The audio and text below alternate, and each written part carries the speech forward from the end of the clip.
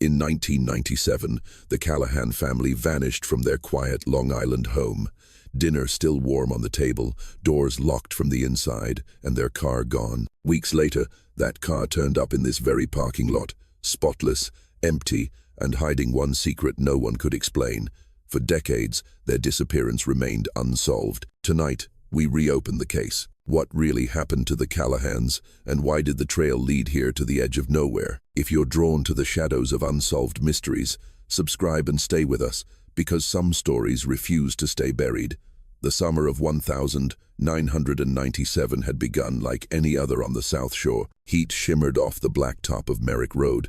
Children biked to ice cream shops in packs, and the beaches filled with families hauling coolers and umbrellas through the sand. Long Island stretched out under a heavy sun, caught between suburban predictability and the restless pull of the Atlantic. Inside the Callahan home, life carried on as if nothing extraordinary could touch it. The house was modest, a two-story colonial on a quiet cul-de-sac lined with trimmed hedges and maple trees. From the outside, it looked like every other house in the neighborhood. White siding, blue shutters, a flag mounted by the front porch. Thomas Callahan was a dentist known for his easy laugh and for slipping kids an extra sticker after a cavity filling. His wife, Elaine, worked as a paralegal at a Garden City firm, balancing work and motherhood with a rigid efficiency her friends admired. They had two children, one 3-year-old Rachel, who scribbled in notebooks late into the night, and her younger brother Matthew, 9 years old, with a boundless energy that often left the neighbors' flower beds trampled. On the evening of the 12th of July, the Callahans ate dinner together at the kitchen table, roast chicken, corn on the cob, iced tea, sweating in tall glasses. It was, according to Elaine's mother, the last time anyone saw them alive. The next morning, the house was silent, too silent. Elaine's co-worker called the home phone when she didn't arrive at the office. No answer. Rachel missed her babysitting shift. Matthew's friend showed up with a baseball glove and left confused. By nightfall, the Callahan house had become a sealed chamber of questions. The roast chicken still sat on the counter untouched. The iced tea had grown flat. Thomas's glasses lay folded on the nightstand upstairs, as if waiting for him to return. And the family's red Ford Explorer, their only car, was missing. When police arrived, they found no sign of forced entry. No struggle, no note, just absence, dense and unbearable, like a fog that seeped into every corner of the house. For weeks, detectives scoured Long Island. They interviewed neighbors, sifted through trash, combed through the Callahans' financial records, but nothing explained why 4 people could vanish without a trace. Then on the 21st day, a break, or what seemed like one. A call came from an anonymous tipster. The Red Explorer was sitting in the back of an abandoned strip mall lot near Patchogue. When police arrived, they found the car exactly as described. Inside, it was immaculate. No fingerprints beyond the family's own. No dirt, no receipts, no sign it had been driven at all.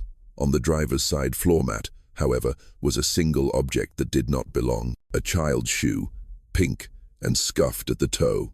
It wasn't Matthew's. It wasn't Rachel's. And that was where the trail stopped cold. For 20 years, the Long Island vanishings remained an open wound, unsolved, whispered about in diners, dissected on late-night radio shows. A story too chilling to forget, too incomplete to move past. But sometimes, secrets don't stay buried. They wait, and when they surface, they do so violently. The call came on a gray April morning, the kind of morning when the sky looked bruised and the sea smelled sharp with rain. Detective Laura Bennett had just sat down with her first cup of coffee when her phone buzzed. "Bennett," she answered, voice flat with routine. "This is Officer Hammond, Sufash PD," the voice said. "We've had a discovery. Old evidence from the Callahan case, just resurfaced." Bennett froze. The Callahans. She hadn't heard that name in years, not since she joined the cold case unit. Everyone in the department knew the story. A family swallowed by the earth, their car turning up like a ghost weeks later. "What kind of evidence?" Bennett asked. "Store clean-out over at the old Riverhead precinct," Hammond explained. "Some boxes got moved. One was mislabeled. Inside, well, it looks like items never processed. Belongings from the Explorer." Bennett's stomach nodded. "Evidence misplaced for 2 decades. Secure it," she ordered. "I'll be there in 20 minutes. Driving east along the Long Island Expressway, Bennett felt the weight of the past pressing in. She was too young to remember the vanishings firsthand, only 10 years old when they happened. But she remembered her mother locking the doors at night, whispering to neighbors about the family that had simply gone. At Riverhead, she followed Hammond down into the evidence archive. Rows of shelves stretched into darkness, stacked with cardboard boxes stamped in fading ink. Hammond stopped before one, its lid taped clumsily, the label smeared. Inside were small objects in plastic evidence bags: a hairbrush, an empty gum wrapper, a paperback novel warped from humidity, and at the bottom, wrapped in yellowing paper, a cassette tape. Bennett held it up. No case, no label, just black plastic, unmarked, except for a faint scratch across one side. "What's this doing here?" she asked. Hammond shook his head. No record in the logs. It was found under the Explorer's passenger seat, but it looks like it never went to the lab. Bennett turned the tape over in her hand. 26 years old. If it still played, it might hold something or nothing. Maybe a mixtape, maybe worse. That evening, back at her office, she borrowed an old cassette player from the records room. She pressed the tape into the slot, her pulse quickening, and pressed play. At first, only static, then a faint sound under the hiss. A voice, male, distorted, whispering words too faint to catch. The static surged again, then a sharp noise like someone slamming a door, and then clear and chilling. A child's voice, trembling. "Daddy, where are we going?" Bennett's breath caught. The tape clicked off, leaving the room hollow with silence. She sat frozen, the hair on her arms prickling. After 26 years, the Callahans were no longer just a cold case file. They were speaking again, faintly from the dark. The next morning dawned clearer. The storm clouds from the night before swept out to sea, leaving Long Island washed in pale sunlight, but Detective Laura Bennett carried the storm with her. She hadn't slept much. The tape had replayed in her mind endlessly. The child's voice, fragile, bewildered, unmed. "Daddy, where are we going?" The question nodded at her like a hook under the skin. She returned to the precinct early, clutching the cassette in its evidence bag. When she stepped into the cold case unit, Sergeant Frank Delgado was already at his desk, reading through an old file. Delgado was one of the few left who had been around when the Callahan family disappeared. His hair was silver now, his frame heavier, but his memory was sharp. "You look like hell," Delgado said without looking up. "I listened to it," Bennett said. His eyes lifted, narrowing. "The tape?" She nodded, setting it gently on the desk between them. Delgado leaned back in his chair, exhaling slowly. "I always wondered what the hell happened to that box. We lost more than we admitted back then. Too much chaos, too many egos." "You knew it existed?" Bennett asked. "Rumors," Delgado admitted. "Someone said a tape was pulled from the Explorer. Nobody could find it later. Thought maybe it was just a mistake." He tapped the evidence bag. "Guess not." Bennett sat across from him, lowering her voice. "There's a child's voice on it. A boy or girl. I can't tell for sure. They say, 'Daddy, where are we going?'" Delgado closed his eyes briefly, like a man replaying old ghosts. "Could be Rachel, could be Matthew, or could be somebody else's kid. That's what scares me," Bennett said. They played the tape together in a controlled environment, letting the hiss and distortion fill the cramped office.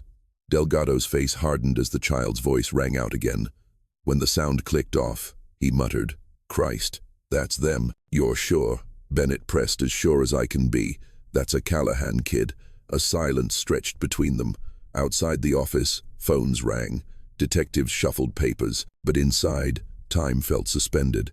Finally, Delgado spoke. "You know what this means, don't you? The Callahans got into that car alive. Somebody was driving and somebody else recorded it." Bennett's pulse quickened. "So, who had the tape, and why hide it?" By midday, the tape had been sent to the audio lab. Analysts would attempt to clean up the static, extract background sounds, maybe identify a second voice, but Bennett wasn't content to wait. She drove to the old Callahan house in East Islip. It stood weathered but intact, owned now by a retired couple who had moved in 10 years after the disappearance. They let her inside politely, used to curious strangers knocking. The kitchen still had the same layout, the counter where the chicken had cooled, the table where iced tea glasses had sweated rings into the wood. Bennett stood there imagining the family's last meal, trying to see through the eyes of the investigators who had walked these floors in '97. Never felt right buying a house with that history, the wife admitted softly, her hands twisting at her apron. But people said, "It's just a story. Let it go. We got a good price." Bennett nodded absently. She opened the back door, stepping into the yard. Maple trees leaned overhead, their branches skeletal in early spring. She imagined Rachel running across the grass, Matthew chasing with a baseball glove, an ordinary family caught in an extraordinary shadow. What had lured them from this place? What convinced them to leave dinner half-eaten, possessions untouched? Her phone buzzed. The audio lab. "We've isolated more. The technician said there's background noise. Road sounds maybe wrote 27, and after the child speaks, there's a man's voice very faint. We boosted it. It sounds like he says, 'Almost there.'" Bennett's grip tightened on the phone. "Can you send me the file?" Minutes later, standing in the Callahans' old backyard, she listened through earbuds. The static surged, then the child's question, then barely audible, a male voice. Almost there, her chest constricted. It could have been Thomas Callahan, or it could have been someone else entirely. The investigation widened quickly. Bennett pulled the original case files, combing through reports. Detectives had interviewed dozens back then, neighbors, co-workers, relatives.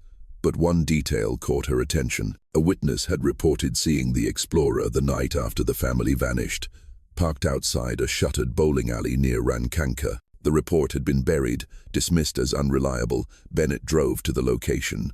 The bowling alley was long gone, replaced by a self-storage facility, its rows of metal doors gleaming in the Sunday. She stood in the lot, picturing the Explorer sitting there, engine cooling, windows reflecting neon that no longer existed, the cassette tape, the unexplained stop. Whoever had been with the Callahans was moving them deliberately, like pieces on a board. That evening, Bennett returned to her apartment in Huntington.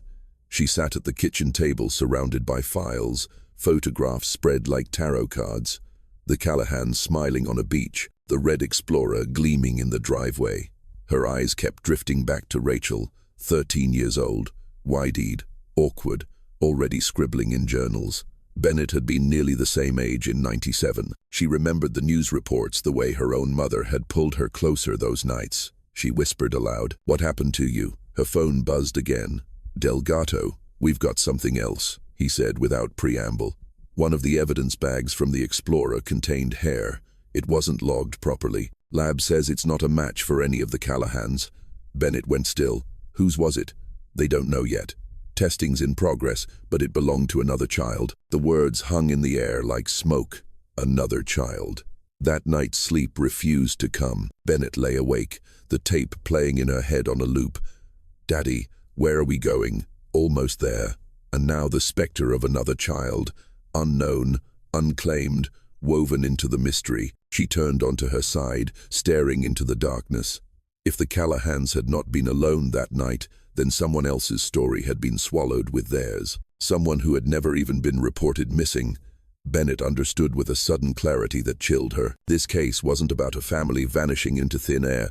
It was about a pattern, and patterns rarely stop at one. The next day unfolded in fragments, each piece darker than the last. Detective Bennett arrived early at the Sufash County Forensic Lab, where technicians were already huddled around the results of the hair sample. The sterile humming room smelled faintly of bleach, paper, and burnt coffee. A young technician, Alvarez, looked up from his monitor when she entered. "We've finished preliminary sequencing," he said, voice taut with the weight of revelation. "It's a child's hair. All right, female, around the same age as Rachel, maybe a little younger. But here's the thing, it doesn't match anyone in the Callahan family tree. We cross, referenced with available databases, no direct hit, no missing person report." Bennett pressed. "None that we can find, at least not one tied to Long Island in that window." The words sank into her like stones. Another girl present in that Explorer, unrecorded by history.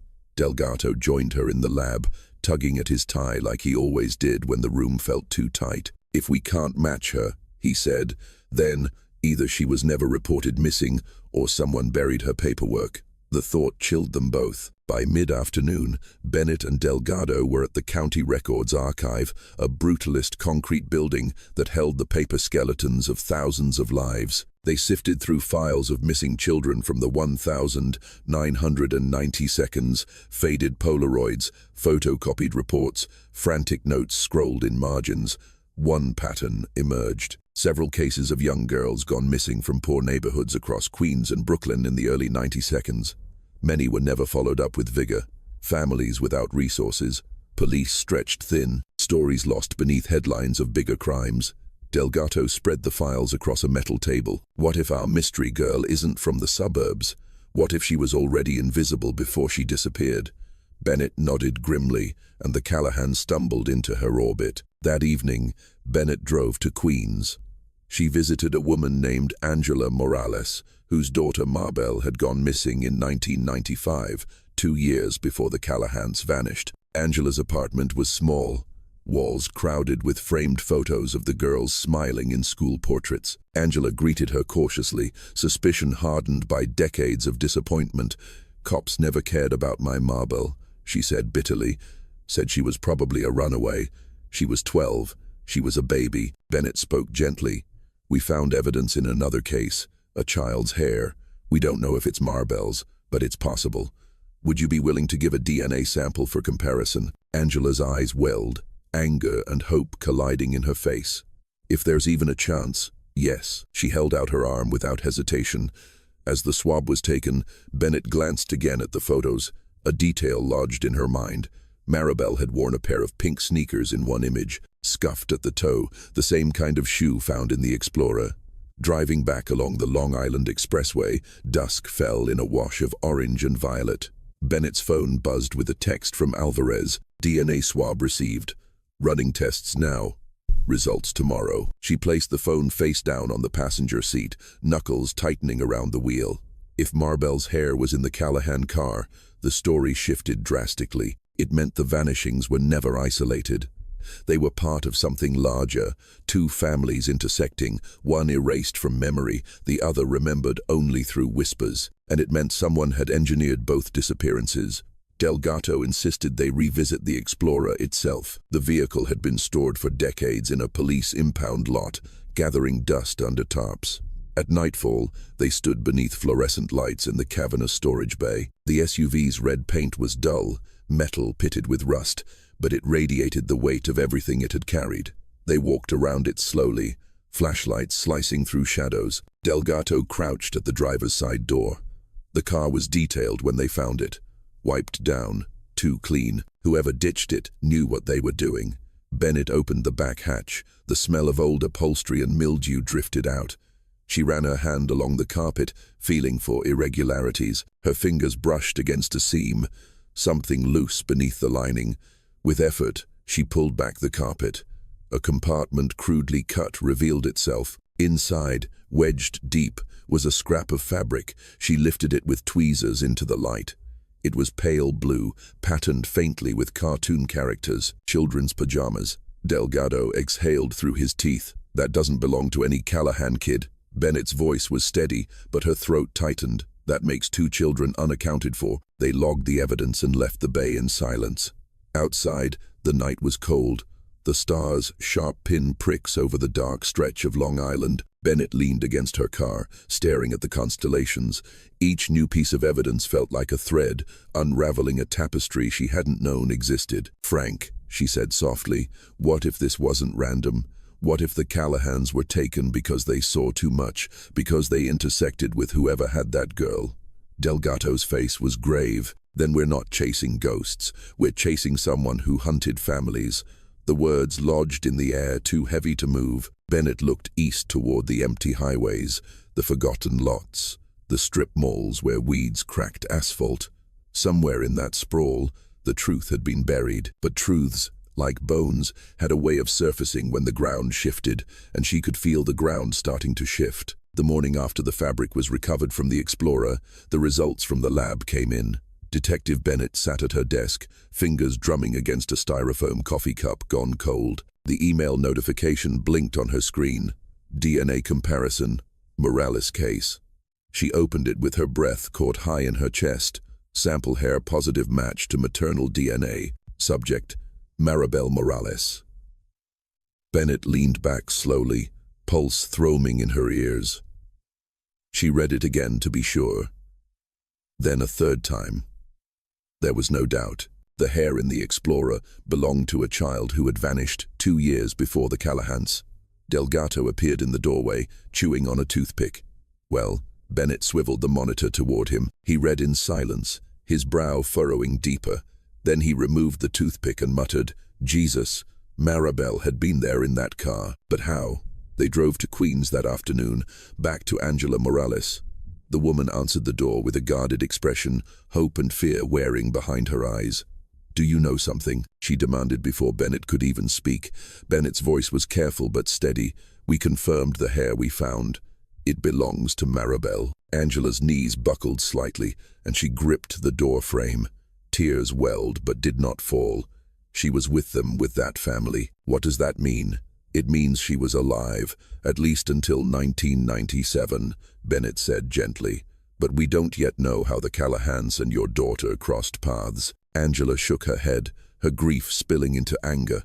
"They told me she ran away, that she probably went with friends.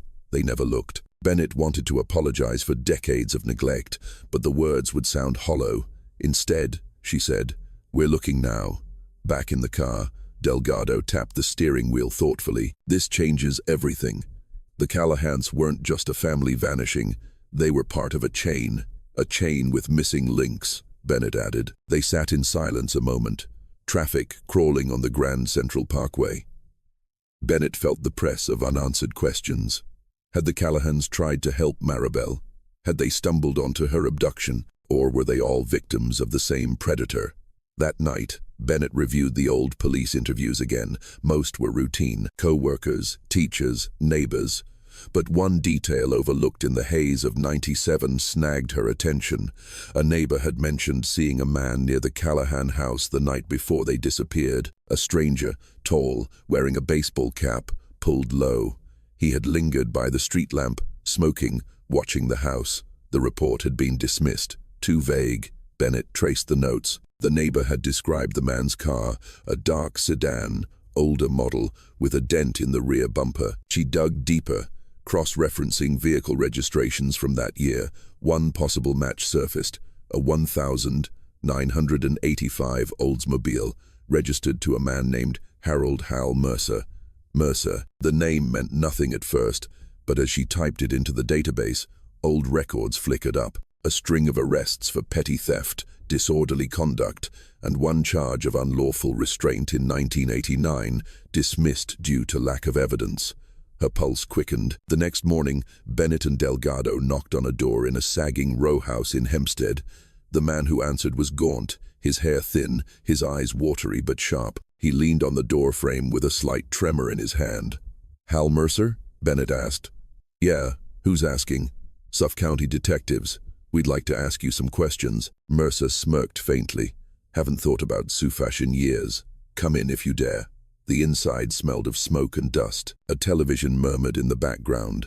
A game show host shouting over canned applause. They sat at a cluttered table. Delgado got straight to the point. "Back in 1997, you owned an Oldsmobile, dark dented bumper. That right?" Mercer chuckled without humor. "That heap? Yeah. Drove it into the ground, and neighbors near Eastip reported seeing a man fitting your description near the Callahan house the night they disappeared." Mercer's eyes gleamed like a man savoring attention. "Oh, the Callahans? That old ghost story. People still chasing it? You were there?" Bennett said firmly. "Why?" Mercer leaned back, creaking the chair. "I was a repo man sometimes. That's why I was there. Wrong house, maybe. I don't remember. Been a long time." "Did you know a girl named Maribel Morales?" Bennett pressed. His expression flickered just briefly before the smirk returned. "Never heard of her." Bennett watched the flicker like a hawk. It was there, the recognition he didn't want to show. Delgado leaned forward, voice low. "Hal, you need to understand. Things have changed. Evidence has resurfaced. We're not asking. We're going to find out what happened. If you had nothing to do with it, now's your chance to say so." Mercer tapped, dashed from an invisible cigarette. "Detective, you'll find ghosts if you keep digging, but sometimes ghosts don't like being found." The words chilled the room. As they left, Delgado muttered, "That guy's dirty. You could smell it." Bennett nodded, but unease knotted her stomach.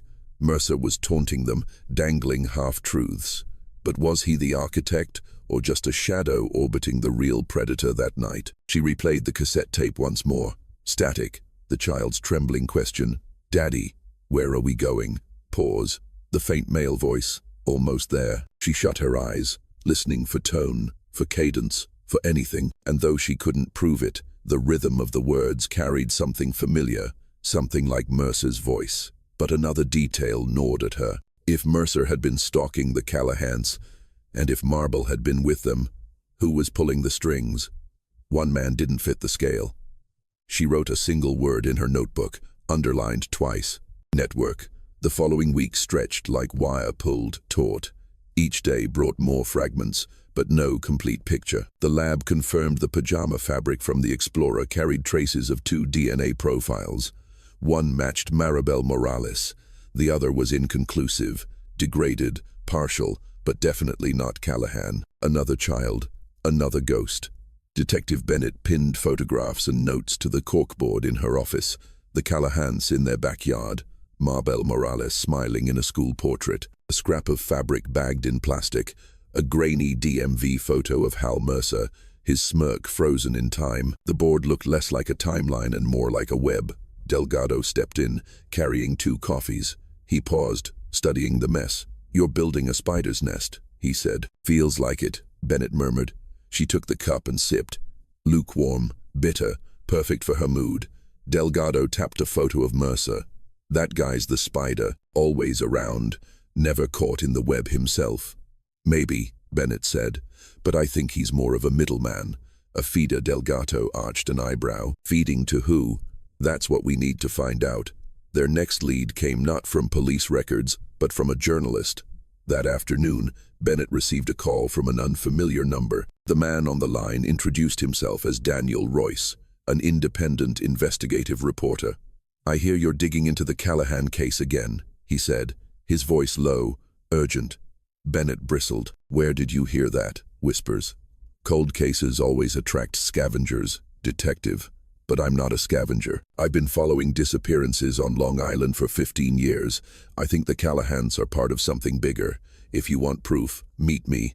Bennett's instinct screamed caution. "Why me?" "Because you're the only one reopening it," Royce replied. "And because I'm running out of time. People connected to this don't like loose threads." He gave her an address, a diner off Montauk Highway, the kind of place where faded booths smelled of coffee and fried eggs. That evening, Bennett and Delgado slid into a corner booth across from Royce. He was in his 40 hair tousled, eyes ringed with exhaustion. He carried a battered leather satchel that looked like it had lived through wars. Royce didn't waste time. He spread out clippings and notes across the table. Missing persons bulletins, newspaper scraps, police sketches. "Look," he said, jabbing a finger at the paper trail. "The Callahans vanished in 97, but in 94, a mother and son disappeared from Patchogue. Never solved.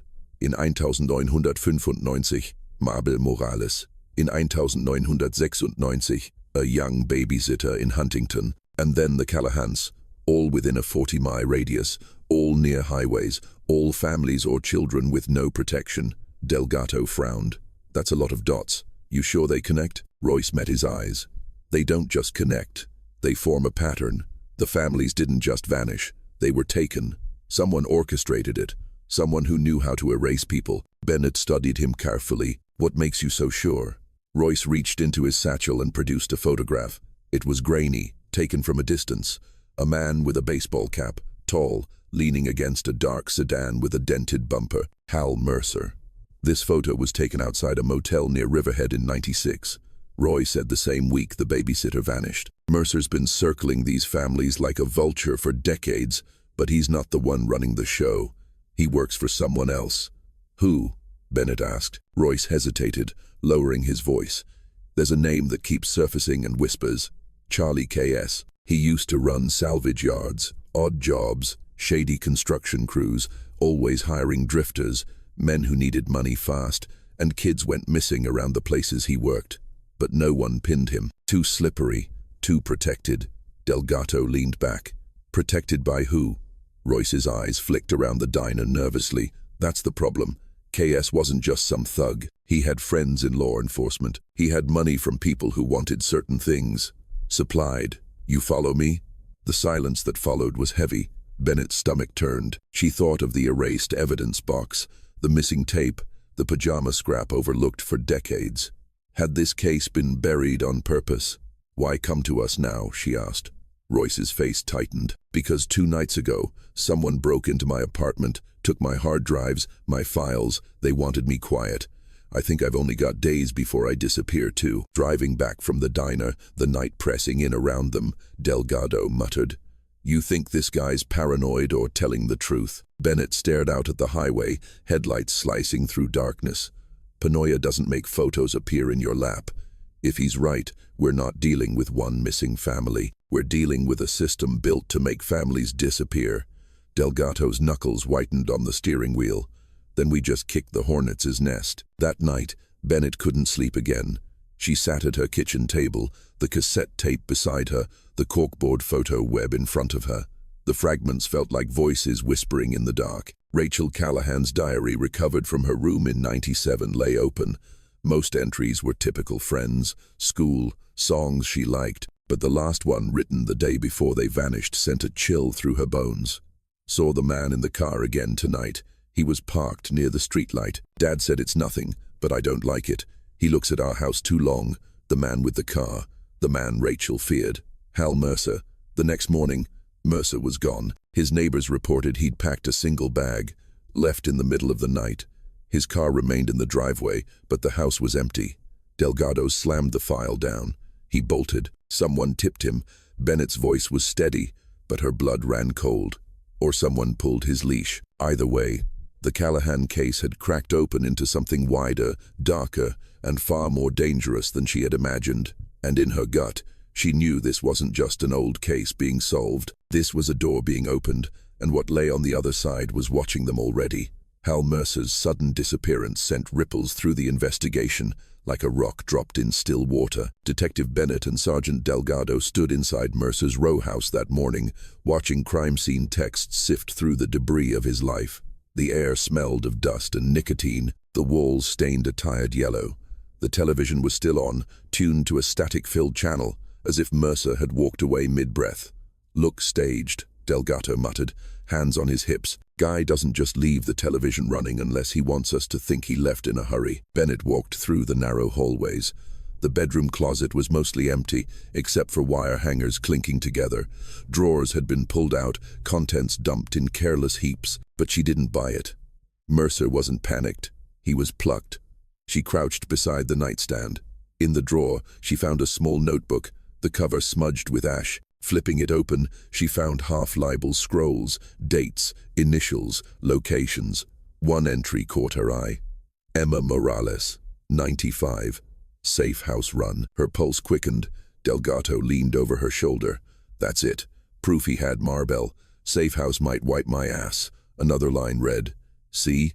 All clear. Move them next week." Bennett circled it with her pen. "See? That could be KS." Delgado grunted. "Looks like our friend Hal wasn't just a drifter. He was keeping records." By afternoon, they were in Roncona canvassing old addresses. Mercer's notebook listed a specific cross street near a strip of motel and warehouses long abandoned. The safe house was a 2-story rental boarded up, weeds clutching at the siding. A faded for sale sign tilted in the yard.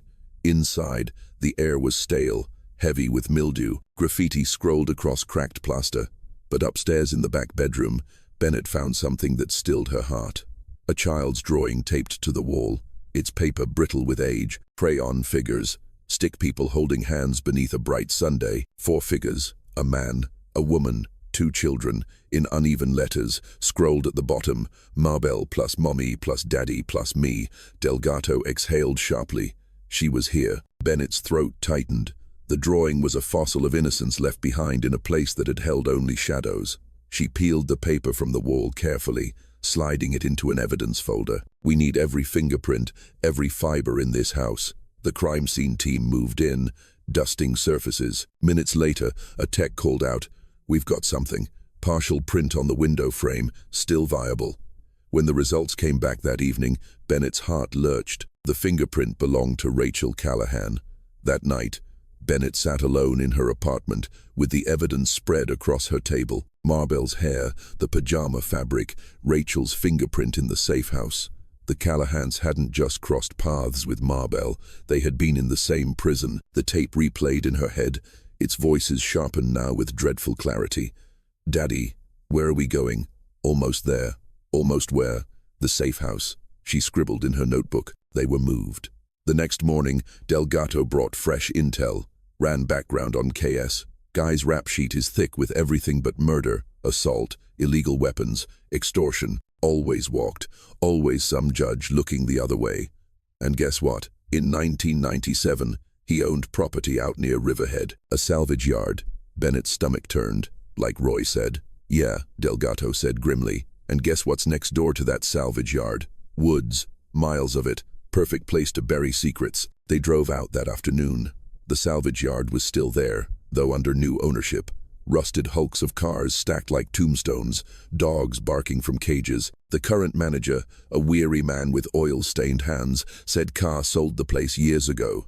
"Shady business," he muttered. Guy creeped everyone out, never stayed in one place long. Bennett and Delgado walked the perimeter. Weeds, trash, twisted metal, and beyond the fence, dense wood stretching into silence. Bennett felt it in her bones. Something was out there. The search began the next day. Cadaver dogs weaving through underbrush, their handlers patient, methodical. The ground was soft, still thawing from winter. Shovels pierced earth at flagged sites. Hours passed, then one dog stiffened, pawing frantically at a shallow depression near the treeine. The handler called out. Bennett and Delgado approached as the team dug carefully. 6 inches down, the shovel struck something hard, a fragment of bone, small, fragile. The site was widened, more bone surfaced, discolored by decades. Not a complete skeleton, pieces scattered, but enough to know. One child, maybe more. Delgado swore under his breath. "We just found the graveyard." Bennett's throat locked. Her eyes burned as she whispered, "How many families?" By dusk, the woods glowed with floodlights, the hum of generators filling the air. Evidence bags lined the tables, bones catalogued with grim precision. Bennett stood at the edge of the site, staring into the dark beyond the lights. The weight of it pressed down on her like the earth itself. This wasn't one disappearance, not even two. This was an industry, she whispered to herself. The Long Island vanishings weren't random, they were systematic. And somewhere Charlie KS was still alive, still out there, still watching. The bones from Riverhead shifted the case from an old, cold file to an active nightmare. Within 24 hours, Suffolk County announced a multi-agency task force. Detectives who had once mocked the Callahan file as a ghost hunt were suddenly crowding Bennett's office, eager to be part of the dig. News vans lined the perimeter of the salvage yard, their lights flashing across the rusted carcasses of cars. Headlines screamed, "Mass grave discovered in Long Island woods." But Bennett felt no triumph, only dread. The bones were fragments of at least 2 children and 1 adult.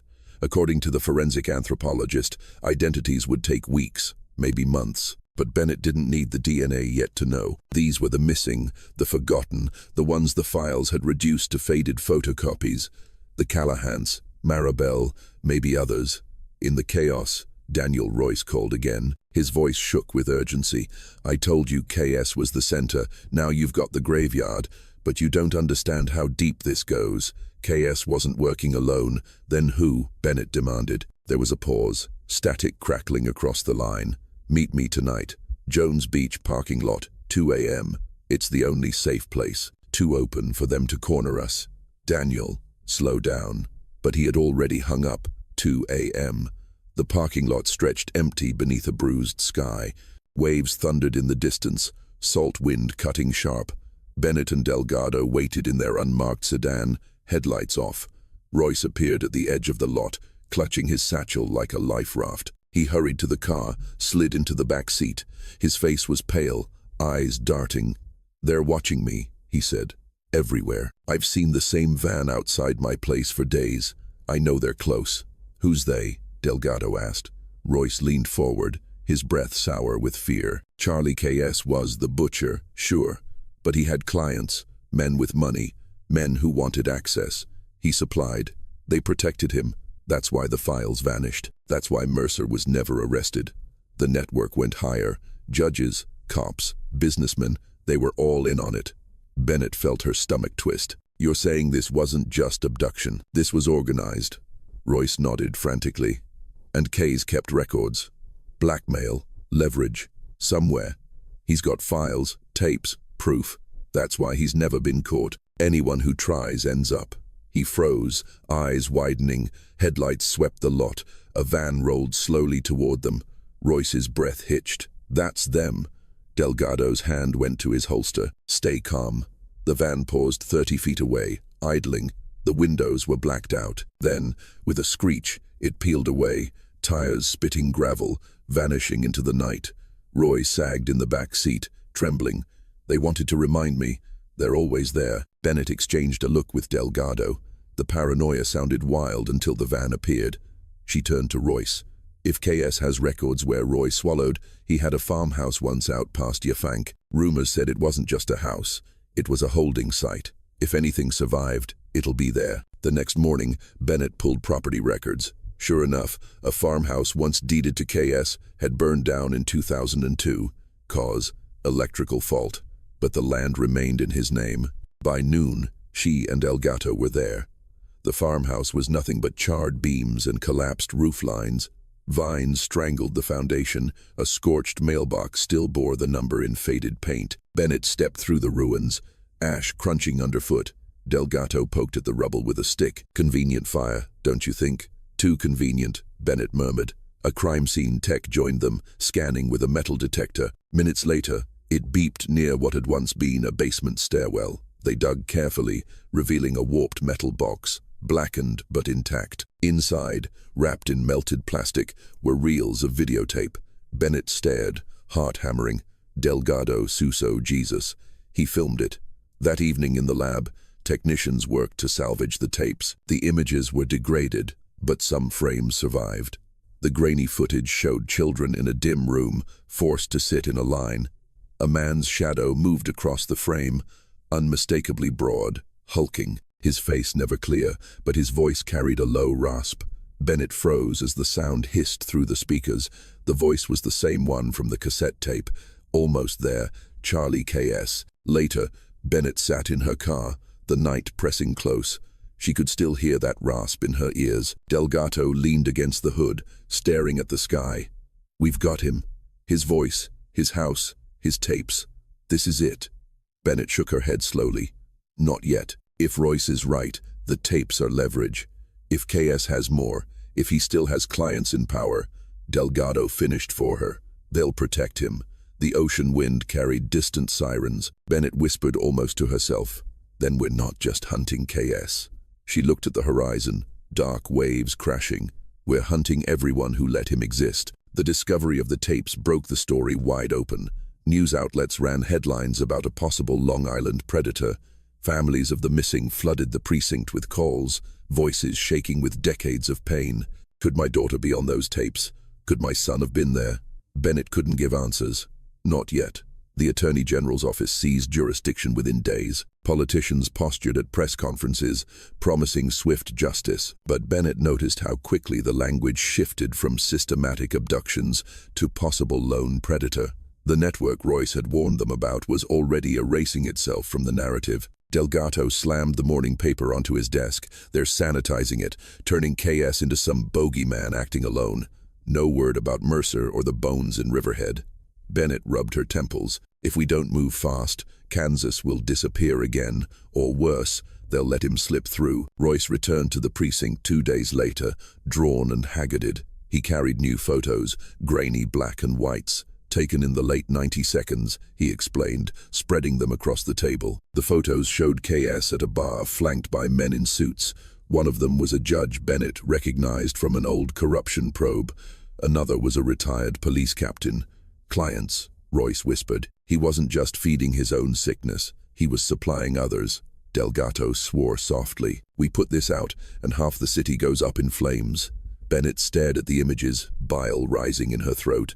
These weren't shadows anymore. They were faces, names, men who had shaken hands at ribbon cutings, who had smiled in holiday parades, predators hiding in daylight.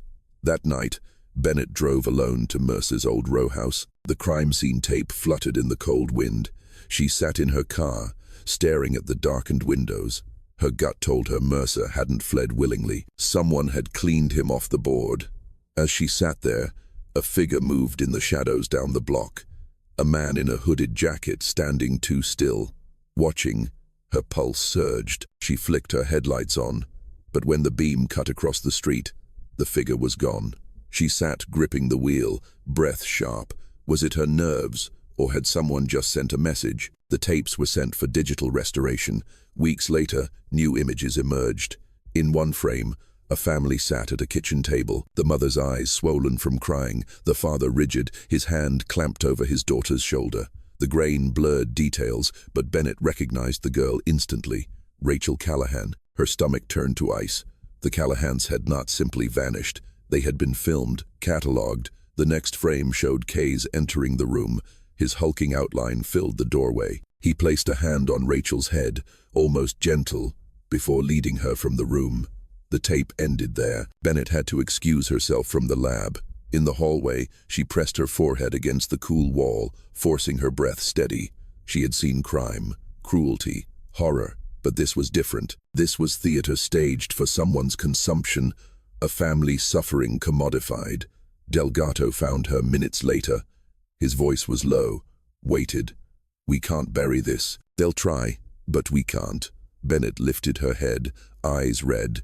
Then we don't play by their rules. Delgado's brow furrowed. You're suggesting what? Going rogue? I'm suggesting we find KS ourselves, she said before he disappears into another shadow.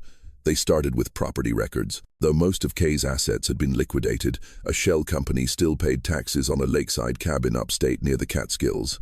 Officially, it belonged to Northeast Salvage LLC. Unofficially, the trail led back to him. Royce joined them in the unmarked car on the long drive north. The road wound through dense pines, snow crunching under tires. The air was brittle, the sky low and gray. As they neared the lake, Roy spoke softly from the back seat. If he's there, you'll need to be careful. He doesn't live like normal people. He builds traps around himself. Loyal men, broken men who owe him. Bennett adjusted her grip on the wheel. We've seen his kind before. Royce shook his head. Not like Kaz. He survived because people underestimate him. He's not just brutal, he's patient.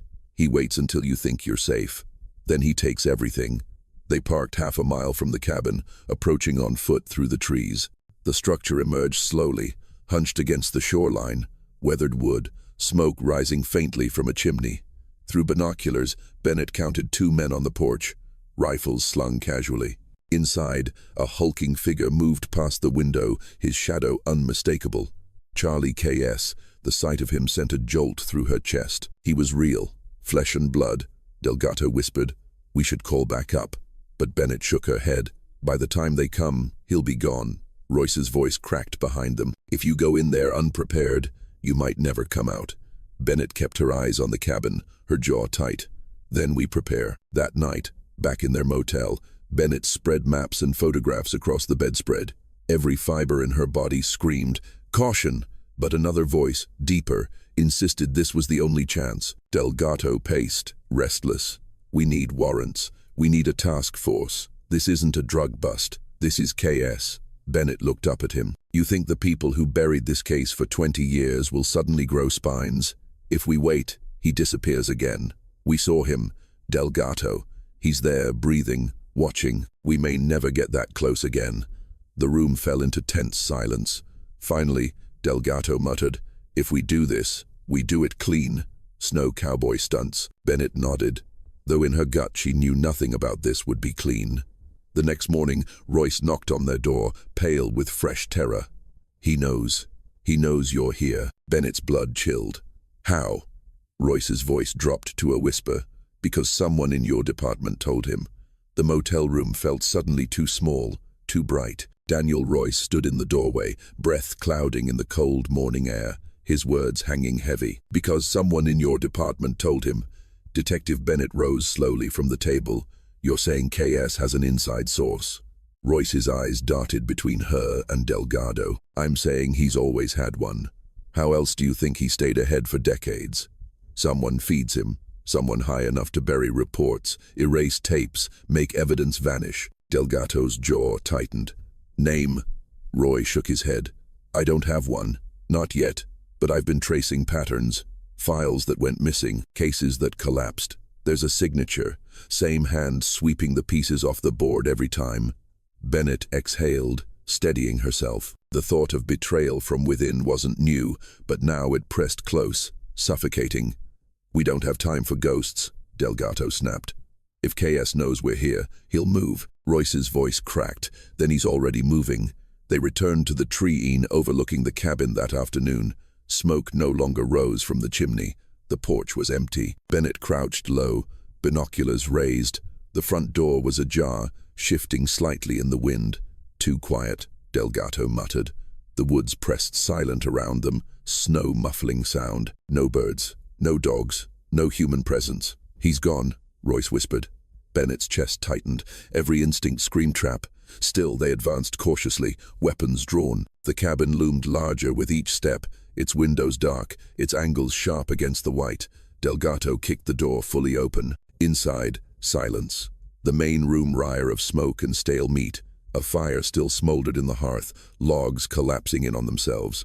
A duffel bag lay discarded on the floor, half-zipped, stuffed with clothing.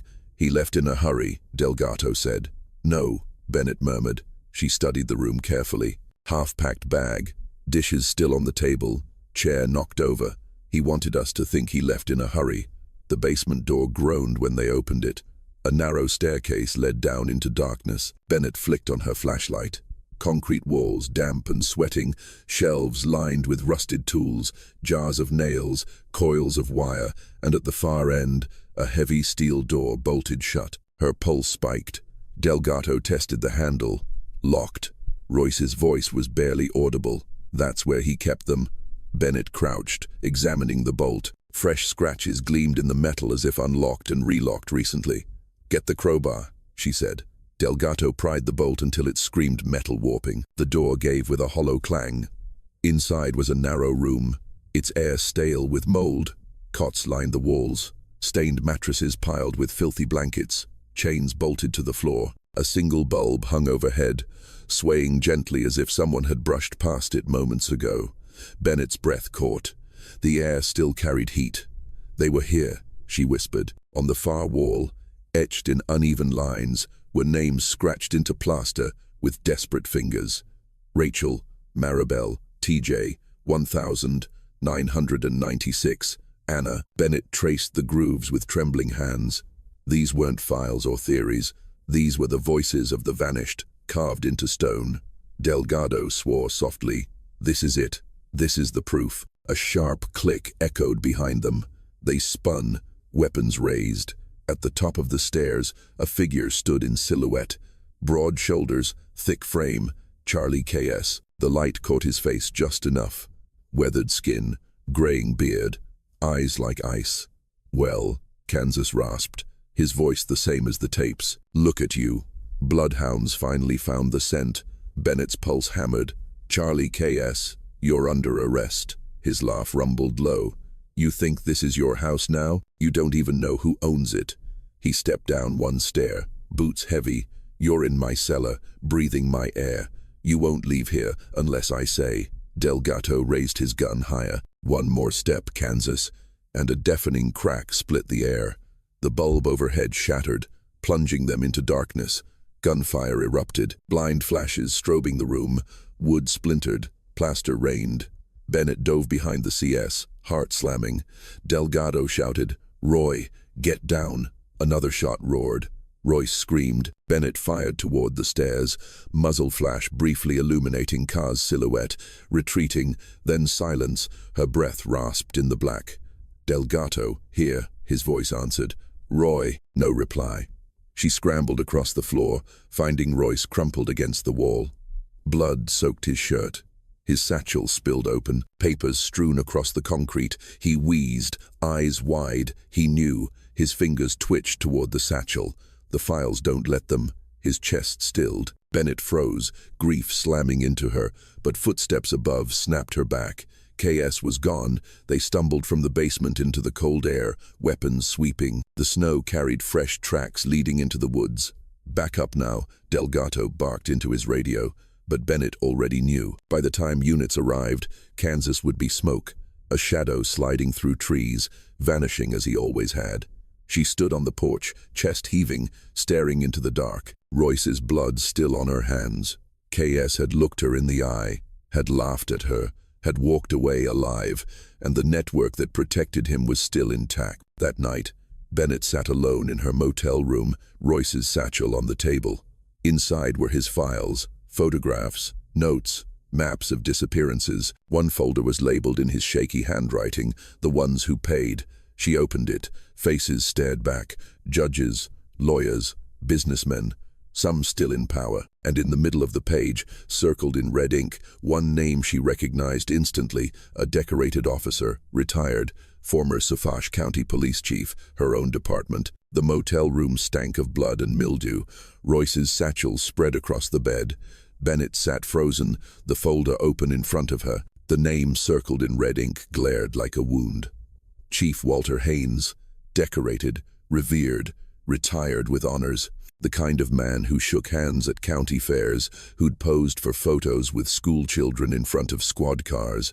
And according to Roy, one of the men who had paid. Bennett's stomach roiled. For years, she had trusted the system enough to believe corruption lived in dark corners, not at the very top.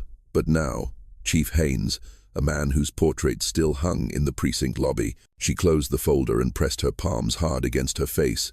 If she said this out loud, her career was over, maybe her life, too. Delgado entered quietly, shoulders slumped with exhaustion. He glanced at the satchel, then at her. "You found something?" Bennett slid the folder across the bed. His eyes scanned the contents, his jaw tightening. "Jesus Christ, this is the kind of thing that gets people buried." She nodded, which means Royce was killed for it. KS didn't just pull the trigger, he was cleaning up for them. Delgado sat heavily on the edge of the bed. "If Haynes is in this, we can't go through official channels. Every word we say gets fed back to KS. We're rats in a maze." Silence stretched. The hum of the heater filled the room. Finally, Bennett whispered, "So, we burned the maze." The next morning, Bennett walked into Sufach HQ like nothing had changed, but every hallway felt different now. Every officer's glance lingered too long, every phone call too quiet when she entered the room. She paused at the lobby, staring at the framed portraits of former chiefs. There he was, Walter Haynes, smiling, a man who had sworn to serve and protect. She imagined the same smile turned toward KS, sharing drinks, whispering names of vulnerable families, her fists clenched. That afternoon, Bennett and Delgado drove out to Hannes's retirement property, a sprawling estate near Montauk, white fences and manicured lawns, too polished for a man on a cop's pension. "Paid for by blood," Delgado muttered as they parked on the shoulder. Through binoculars, Bennett studied the grounds. Haynes, older now, walked slowly with a cane, but his frame still broad, his posture proud. Beside him, a younger man carried firewood. Bennett recognized him instantly. Reed Caraway. Her pulse thundered. "He's here," Delgado swore under his breath. So Kay's circle didn't scatter. They just consolidated. Haynes at the top, Reed running errands, Kansas in the shadows. They watched as Reed carried the firewood inside. Hands lingered on the porch, gazing out at the water, serene as any grandfather. Bennett whispered, "We can't arrest him on a hunch. We need hard proof." Delgado's jaw set. "Then we dig until there's nothing left to hide." That night, they broke into the cabin KS had abandoned. Royce's body had been removed, the evidence bagged, but the air still clung to his presence. Bennett searched the satchel again, this time slower. Hidden in the lining, she found a cassette tape labeled in shaky ink. Haynes, 1996. She slid it into the portable player they borrowed from evidence. The tape hissed, then voices. Car's rasp. Hannes's growly tone. "They're just kids, Charlie. You paid for the night, Walter. Don't play pious with me. A pause, breathing. Then Hannes again. No one can know. Then keep feeding me. KS growled. Files, families, you stop and I open the vault. The tape clicked off. Bennett sat trembling, the room tilting. This wasn't circumstantial anymore. This was conspiracies caught on tape. Delgado exhaled. If we leak this, Hans burns. The department burns. Maybe the whole damn county burns. Bennett stared at the floor. Then we leak it. 2 nights later, the tape appeared anonymously on a true crime forum, then on YouTube, then the local news. By dawn, it was everywhere. Headlines screamed, leaked tape links retired police chief to disappearances. The precinct became a war zone. Phones rang non-stop. Officers shouted across hallways. The Attorney General announced an emergency probe. But Bennett knew chaos cut both ways. The tape might expose Haynes, but it also forced Carr's hand. That evening, Delgado found a note taped to the windshield of his car. Plain paper, block letters. You took from me. Now I take back CK. They tore into Bennett's apartment, searching every corner. Nothing. No sign of forced entry. But on her kitchen table, placed neatly, was a single object. A child's shoe. Blue. Her breath caught. She knew it from the Callahan evidence box. Rachel's Delgado's voice was tight. He was inside your home. Bennett's hands shook as she slid the shoe into an evidence bag. The message was clear. KS wasn't running. He was circling. The next day, Bennett received a blocked call. She answered, heart pounding. Silence. Then the rasp she knew too well. You like digging in my dirt, detective? Kay's voice slithered down the line. Let's see how you like being buried in it. The line went dead. Bennett stood frozen, phone trembling in her hand. Charlie KS wasn't finished. He was hunting back. The morning after the tape threat, Bennett sat in her car outside headquarters, gripping the steering wheel until her knuckles whitened. KS had been inside her apartment, not just watching, inside. Delgado slid into the passenger seat, coffee in hand. We should put you in protective custody. Bennett didn't look at him. You know, he'd just find me anyway. Delgado exhaled hard. Then what? We wait until he decides where to hit. That's not a plan. It's suicide. Bennett turned to face him, her eyes hard. Then we make him come to us on our terms. That night, they staged it. The precinct leaked word, deliberate, that evidence from the cabin had been moved to a temporary safe house, a quiet property on the edge of Riverhead, unused for years, now wired with surveillance. If he's watching us, Bennett said, he'll hear the bait. Delgado frowned. And if he doesn't bite, she forced a thin smile. Then we flush him another way. But deep inside, she knew Karn's ego wouldn't allow silence. He needed to prove dominance. Hours passed. Midnight came and went. The safe house sat still, its windows dark. Then movement. A figure crossed the field, hulking, shoulders heavy. He carried something long and wrapped. A weapon. Bennett's throat tightened. Through the surveillance feed, his silhouette was unmistakable. Charlie KS, she whispered. They moved. Bennett, Delgado, and 2 tactical officers in black advanced from the rear. Snow crunched under boots. Breaths clouded in the frigid air. Inside the safe house, Kansas kicked the door in with terrifying strength. His voice carried through the hidden mic. Come out, little mice. Let's see your tricks.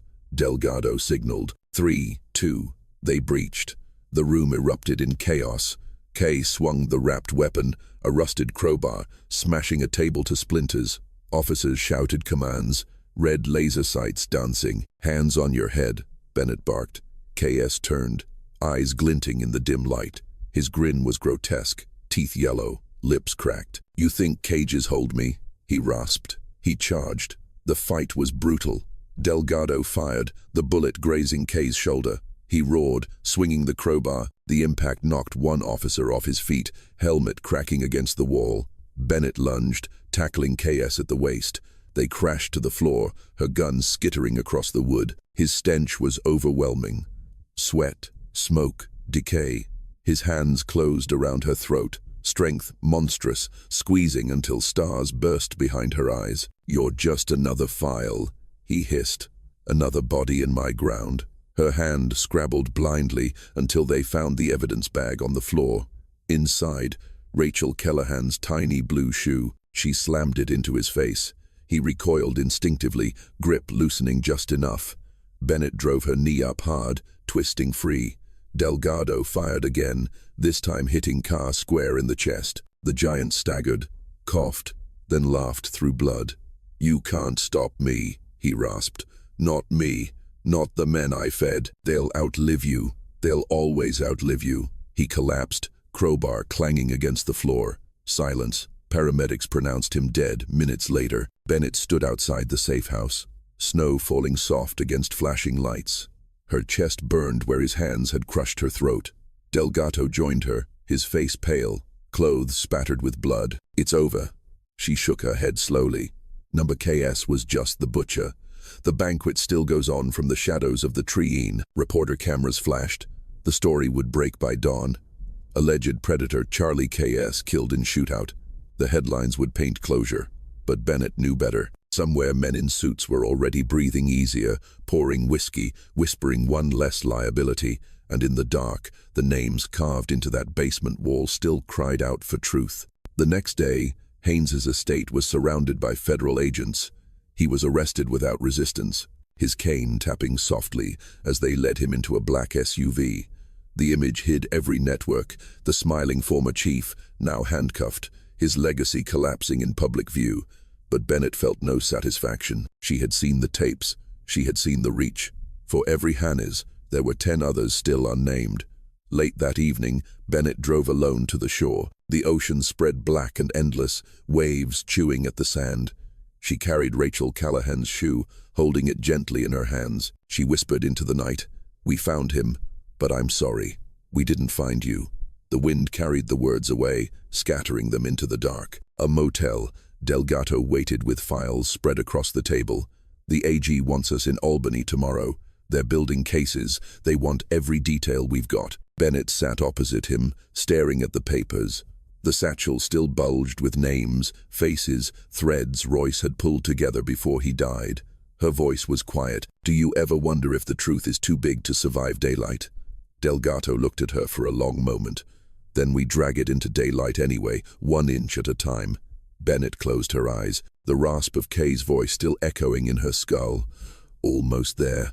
The morning after Kay's death, the courthouse lawn was a frenzy of cameras. Reporters shouted, microphones thrust forward, lenses flashing. "Detective Bennett, do you believe Charlie Kins acted alone? Were there other officers involved? Is this the end of the Long Island vanishings?" Bennett kept her face neutral, walking past with Delgado at her side. Inside, the federal task force had transformed the old Suffolk precinct into a command hub. Maps lined the walls, pins marking disappearances spanning decades. An agent briefed them briskly.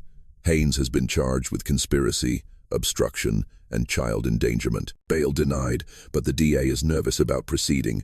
Too much contamination, too many missing files." Bennett's jaw tightened. Convenient. The agent didn't flinch.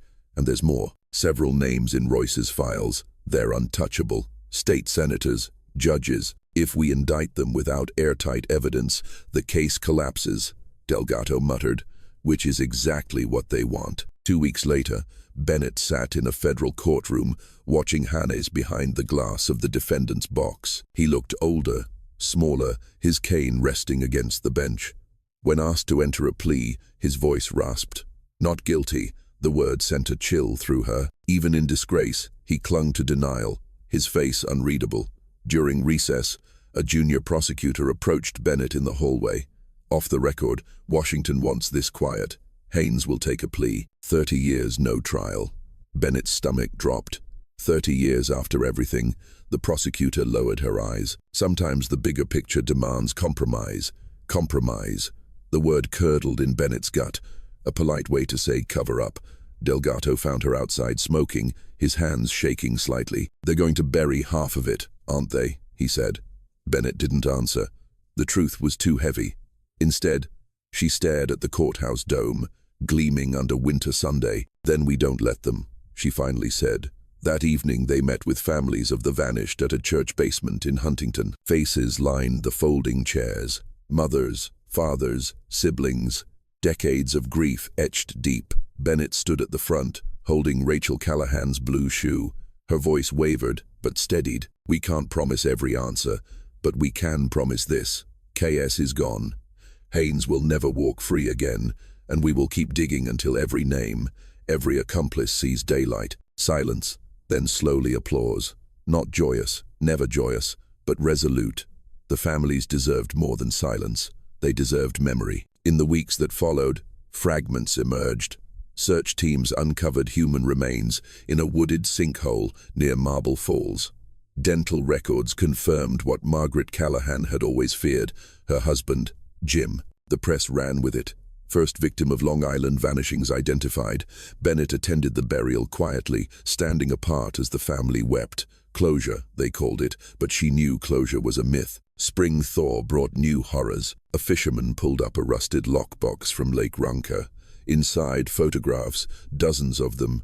Children smiling awkwardly at birthday parties, teenagers at school dances, each face circled in red ink. Future prey. Many had survived into adulthood, but others were already gone. Bennett stared at the photos in evidence.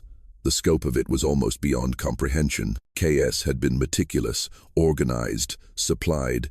This wasn't a monster working alone.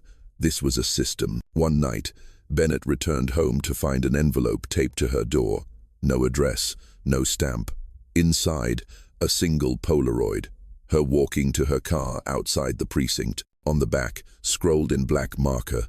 Some doors you don't open. Her throat constricted. KS was dead, but the network lived on. Delgado came over immediately, pacing her kitchen. We leak more. All of it. Royce's files, the photos, the names. Force their hand. Bennett shook her head. If we dump it recklessly, they'll discredit us. Call it conspiracy. Smear Royce is unstable. We need strategy, not desperation. Delgado's voice was raw. What about survival? Because this, he pointed at the Polaroid, this means they're still watching. Bennett looked at the photo again, her own image staring back at her. She whispered, then let them watch. Weeks stretched into months. Trials dragged on, media frenzies ebbed and spiked. Some suspects faced charges, others vanished quietly from public view, cushioned by influence. But Bennett refused to stop. She filed new subpoenas. She pressed witnesses. She sat with families collecting testimonies. Piece by piece, she built a mosaic of the truth. It was ugly, imperfect, full of gaps. But it was something. Late one night, sitting alone in her office, she reopened Royce's satchel. At the bottom lay one final scrap of paper, folded tight, a handwritten note in his spidery script. If you're reading this, it means I didn't make it. Remember, Charlie was the blade, but blades get dull. Look for the hand that swung it. That's where the truth lives. Bennett read it twice, then tucked it back. She leaned back in her chair, exhaustion sinking deep into her bones. KS was gone. Haynes was behind bars. But the hand that swung the blade, the men who built the banquet, still moved unseen, and she knew she would never stop chasing them. Years later, the ocean still called her back. Detective Margaret Bennett, older now, streaks of silver through her dark hair, stood on the Long Island shore, the wind sharp with salt. The water was gray, endless, swallowing the horizon the way it had swallowed the lives she'd chased across half her career. She carried no badge anymore. Retirement had been less a choice than an inevitability. After the trials, after the press, after the politics had chewed her name to shreds, there was nothing left to give except silence. But she still came here to the water. A memorial stood on the bluff now, names etched into granite, families gathering each year to lay flowers. Rachel Callahan, Marbell Torres, T.J. Mercer, Anna Lavoie, and so many more.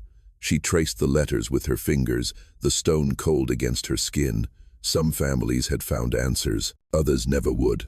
The headlines had long faded, the networks had moved on to fresher tragedies. But for those who lived here, for mothers and fathers, brothers and sisters, the Long Island vanishings were never just a story. They were an open wound. And for Bennett, they were a ghost that would never leave. She walked down to the shore, the tide creeping up to meet her boots. From her coat pocket, she drew a small object, worn and faded from years of keeping. Rachel Callahan's blue shoe, evidence once, memory now. She held it to her chest for a long moment, then placed it gently on the sand. The tide reached for it, foam curling around the rubber sole, tugging, pulling. When the water finally carried it away, Bennett whispered into the wind, "You're not forgotten. None of you are forgotten." The sea swallowed the shoe hole. Back at her car, she found an envelope tucked beneath the wiper blade. Her stomach clenched with an old reflex, a spark of dread. Inside, a photograph. It showed the memorial on the bluff, fresh flowers at its base, and in the corner, blurred but unmistakable, a man walking away, broad-shouldered, heavy frame. Bennett stared at it, breath shallow. KS was dead. She'd watched him bleed out on a safe-house floor, but the image, blurry, grainy, seemed to taunt her. Was it a ghost, a double, or proof that the network still lived? She folded the photograph carefully, sliding it back into the envelope. And then, for the first time in years, she smiled, not with relief, but with grim resolve. Because the story wasn't over. And as long as she drew breath, she would keep hunting.